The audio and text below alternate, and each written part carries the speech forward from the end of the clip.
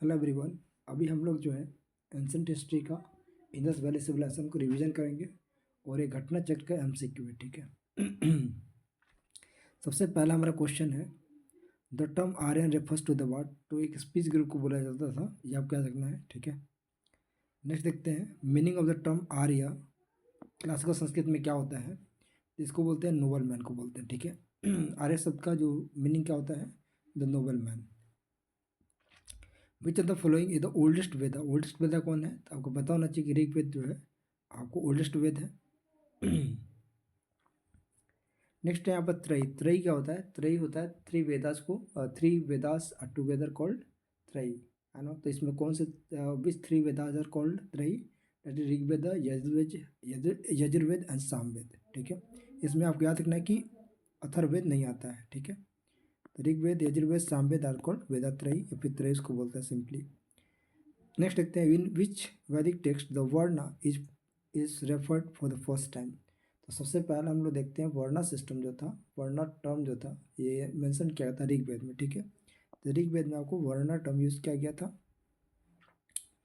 The term varna has been used for the first time in the Rigveda,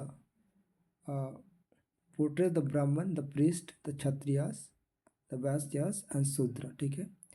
issued forth at the creation from the mouth, ठीक है। ये फिर बताया गया कि माउथ से, आर्म से, थाई से एंड फीट से एक प्राइमल पर्सन है, पुरुष, उससे जन्म हुआ इनका। Although the literal meaning of the word varna is colour or class, ठीक है। तो हम देखेंगे यहाँ पर कि वर्णा सिस्टम का सबसे पहला मेंशन जो कहाँ पे है, ऋग्वेद में है। ऋग्वेद में ऐसा बताया गया है कि जो एक पुरुष है ना, जो प्राइमल मैन है, जो फर्स्ट पर्सन है, उसके उससे उसके आर्म से, माउथ से, है ना, और माउथ से वो ब्राह्मण का हुआ, आर्म से क्षत्रिय का, और थाई से वैश्य का, एंड लास्ट जो है फिट से जो शूद्राज, उनका जन्म होता है, ठीक है। नेक्स्ट देखते हैं, पुरुष सुक्ता जो था, the term Purusha Sukta related to the varna system is originally found in, कहाँ मिलता है आपको, तो आपको मिलता है ऋग्वेद में, ठीक है। तो पुरुष सुक्ता जो था, जो कि वर्णा सिस्टम से रिलेटेड है, ये कहाँ मिलता है, ऋग्वेद में। नेक्स्ट अब ध्यान देखिए यहाँ क्या है। इसको मैच द कॉलम है, ये हमेशा पूछा जाता है। तो आपको पता होना चाहिए कि पहले हम देखते हैं अथर्ववेद। अथर्ववेद जो चांटिंग से होगा, है ना, चांटिंग से या फिर मेडिसिन से होगा, ठीक है। तो ए का तो थ्री हो जाएगा, तो यहाँ से हम देखेंगे ए का थ्री, तो ये तो नहीं होगा, ये भी नहीं होगा, ठीक है। ए का थ्री होगा। ऋग्वेद हो गया, यजुर्वेद हमको पता है, सामवेद जो है, और यजुर्वेद जो है रिचुअल्स वगैरह से है ना, रिचुअल से है, तो ये आपको सी से टू हो जाएगा, तो सी का टू तो ये भी नहीं होगा, और इसका आंसर ए हो जाएगा, ठीक है। ओके, सामवेद हो गया आपके पास, सामवेद हो गया आपके पास, पता है म्यूजिक से होता है ना, डी का फोर हो जाएगा।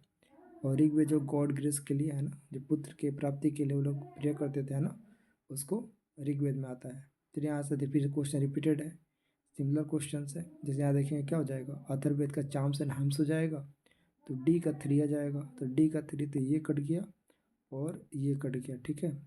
नेक्स्ट अपने पास देखेंगे, हमको बताया रिचुअल जो है, यजुर्वेद में क्या है, रिचुअल्स है, तो बी का क्या हो जाएगा, टू हो जाएगा, तो ये भी कट जाएगा, इसका आंसर ए हो जाएगा, ठीक है। ओके, नेक्स्ट देखते हैं। यहाँ देखिए सबसे इंपॉर्टेंट है कि ऋग्वेद में कितने हाइम्स दिए हैं, 1028 हाइम्स हैं, और 10,552 वर्सेस हैं, जिसको हम लोग श्लोका बोलते हैं।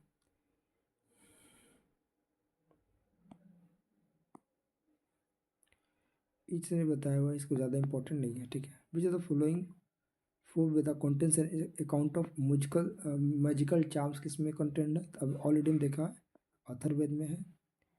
ऋग्वेद देर कितने हाइम्स हैं, 1020 1028 हाइम्स है, ठीक है।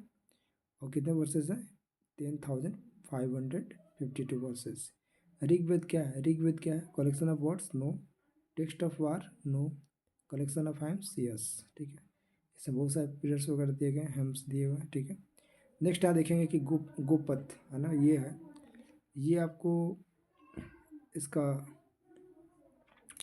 मैच द कॉलम है, ठीक है। तो यहाँ देखेंगे ऋग्वेद का, ये ब्रह्मराज है बेसिकली इसके, तो ऋग्वेद का जो है ऐत्रेय ब्राह्मण हो जाएगा, सामवेद का पंचविशा, अथर्ववेद का गोपथ, यजुर्वेद का शतपथ, ठीक है, शतपथा ब्रह्मणार्थ, ठीक है। अब यहाँ देखेंगे, अब ये हमको याद रखना है, ये हमको याद रखना, ठीक है, ये हमको नॉलेज के लिए इसको याद रखेंगे कि ऋग्वेद का कौन सा है, ऐत्रेय ब्राह्मण है, ऋग्वेद का ऐत्रेय ब्राह्मण है, अथर्ववेद का गोपथा, ठीक है, यजुर्वेद का शतपथा एंड सामवेद का पंचविशा, ठीक है। ओके, सामवेद, ओके, तो यहाँ देखेंगे कि विच ऑफ द फॉलोइंग ब्राह्मण आज text belong to the Rigveda, यहाँ पर हो जाएगा अत्रिया ब्राह्मण। गोपद ब्राह्मण किसका था, गोपद ब्राह्मण था अथर्ववेद का, अथर्ववेद का गोपद ब्राह्मण है, ठीक है।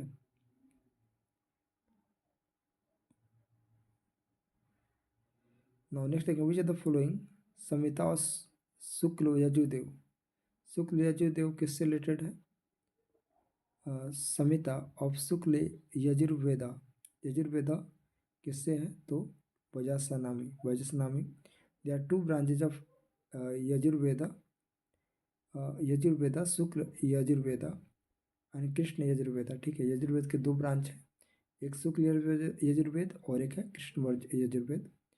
वजसनी is the Samhita of Shukla Yajurveda, Shukla Yajurveda is available only in the poetic form, whereas Krishna Yajurveda contains both poetic as well prose forms, ठीक है। तो इम्पोर्टेंट है, आपको याद रखना है, शुक्ल यजुर्वेदा सिर्फ पोएटिक फॉर्म में है, लेकिन कृष्ण यजुर्वेदा जो है ये poetic as well prose form में है।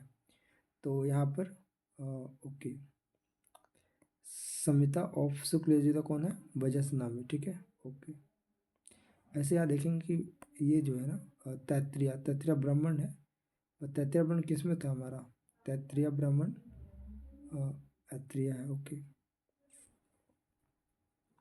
कथक तो डांस का होता है, ये तो आपको हो नहीं सकता है, ये दोनों देखेंगे है ना आगे में मिले हमें। देखते हैं यहाँ पर जो विच जो mandala of Rigveda is completely dedicated to Soma, तो आपको पता होना चाहिए नाइन्थ मंडल जो है, नाइन्थ मंडल में आपको सोम, ऋग्वेदा वैदिक 10 मंडल में है, जबकि नाइन्थ मंडल जो Rigveda comprises 114 hymns to the Soma, ठीक है। तो सोम पीने वाला सोम होता है, उसको नाइन्थ मंडल में, ठीक है। तो इम्पोर्टेंट है, नाइन्थ मंडल में आपको सोम के बारे में डेडिकेटेड है, ओके। नेक्स्ट देखते हैं कि यहाँ पर है rites and rituals related to the yajnas are related to the, आपको पता होना चाहिए कि यजुर्वेद में दिया गया है, यजुर्वेद में क्या है, राइट्स एंड यज्ञास, ठीक है। इसमें कितने हैं, Shukla Yajurveda and the Krishna black, बच्चे ब्लैक यजुर्वेदा। नेक्स्ट देखते हैं compilation of which among the following the based on the Rigveda, तो ऋग्वेद के अनुसार कौन कंपाइल किया गया है, तो Samaveda. Compilation which belong the following based on the Rigveda, Samaveda is shortest among all the 4 Vedas, ठीक है, ये सबसे इंपॉर्टेंट है। सामवेद जो है सबसे शॉर्टेस्ट है among all the 4 Vedas, it is closely connected with the Rigvedas, it has taken many verses from the Rigveda, ठीक है। The compilation of which among the following is based upon the Rigveda, Rigveda के आधारित कौन सा वेद जो है तो यहाँ पर सामवेद है। बहुत सारे जो इसमें जो वर्सेस हैं वो आपसे लिए गए हैं ऋग्वेद से। Samaveda compiled inclusively for the ritual application and all of its verses are meant to be chanted in the ceremonies, ठीक है। सामवेद संहिता consists a total 1875 verses. Amongst these 75 to 99 verses all of they are compiled from the Rigveda, ठीक है। तो यहाँ पर ऋग्वेद से 75 से 99 verse लिए गए हैं, इसमें लगभग आपको 1875 वर्स है, ठीक है, 1875 वर्सेज हैं। Earliest evidence of use of iron in India has been discovered from the, कहाँ से मिला है, अतरंजी खेरा, अतरंजी खेरा जो है जगह है यूपी में, वहाँ से आपको अर्लीस्ट यूज ऑफ आयरन मिलता है, ठीक है, जो कि वैदिक पीरियड में यूज किया गया था। तो अतरंजी खेरा जो है ये प्री हिस्टोरिक साइट है, काली रिवर किनारे है, काली रिवर किसका ट्रिब्यूटरी है, गंगा का, ठीक है, ये भी याद रखना है। और Atranji Khera was the first identified by the Alexander Cunningham के द्वारा इन सर्वे रिपोर्ट 1861 to 1862 के बीच में, but excavated by the R C. Gaur, ठीक है। The earliest evidence of iron used in this period date back to the around 1000 BC के आसपास, ठीक है, 1000 BC के आसपास हमें यहाँ एविडेंस मिलता है कि आयरन यूज होता था, ठीक है। नेक्स्ट यहाँ देखते हैं, when did the use of iron begin in the Indian subcontinent. कब हुआ था आयरन का यूज? तो 1000 BC के आसपास हुआ था। तो इसका आंसर क्या हो जाएगा? ई हो जाएगा, ठीक है। नेक्स्ट देखेंगे, उपनिषद आर बुक्स ऑन व्हाट। उपनिषद क्या है? Books on philosophy. क्या है? फिलोसफी से है, सोल्स वगैरह पर डिस्कशन करता है ये। नेक्स्ट देखते हैं कि the philosophy of Upanishad does not oppose any school of thought, religion, and interpretation of this, but its method of explaining its concept is unique. Upanishads means pupils sits near the teacher to learn from him about the secret of doctrine, ठीक है। Next the main theme of Upanishad क्या है? तो philosophy है। Next, which of the following the Vedic literature talks about the celebration. Celebration में आपके किसके बारे कहाँ दिया गया है? उपनिषद में आपसे बात किया गया सेलिब्रेशन के बारे में, ठीक है। मोक्ष की प्राप्ति के लिए कहाँ दिया गया? उपनिषद में। The famous slogan dialogue between Nachiketa Yama is mentioned in which in the Nachiket Yaman, ये कठोपनिषद में मेंशन्ड है, ये आपको याद रखना है, ठीक है।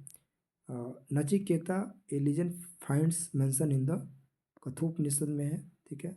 King Ashwapati of Upanishadic period was the ruler of. अब अश्वपति कहाँ का रूलर था? ये केकिया का, ठीक है, केकिया का रूलर था। तो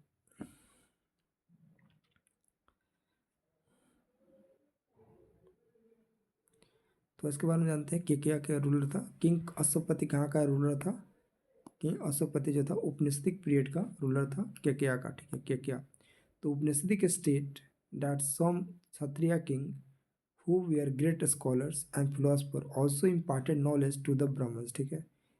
some the उपनिषद टेस्ट उपनिषद बताता है कि we can have the evidence that the some Kshatriya king were also a great scholars, and it has been seen that they are also responsible for imparting the knowledge to the Brahmins, and some of them were the King Janak of Vidya, that Mithila, King